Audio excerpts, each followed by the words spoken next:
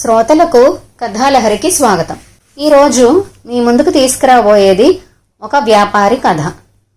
ఒక వర్తకుడు తేనె అమ్ముతూ ఉండేవాడు. అకస్మాత్తుగా అతని చేతిలోంచి తేనె గిన్నె జారి కింద పడిపోయింది. గిన్నెలోంచి తేనె వలికి నేల మీద పడింది. వ్యాపారి సాధ్యమైనంత తేనె గిన్నెలోకి తీసి పైపైన ఎత్తిపోశాడు. కానీ కొంత తేనె మాత్రం నేలపాలైంది. తేనె తీపిదనానికి ఆశపడి ఈగలు గుంపులు గుంపులుగా వచ్చి తేనె మీద వాలాయి. తీయని తేనె రుచి మరిగి ఈగలు గబగబా తేనె జుర్రుకోసాగాయి. కడుపు నిండిన తర్వాత ఈగలు ఎగిరిపోవాలని ప్రయత్నించాయి.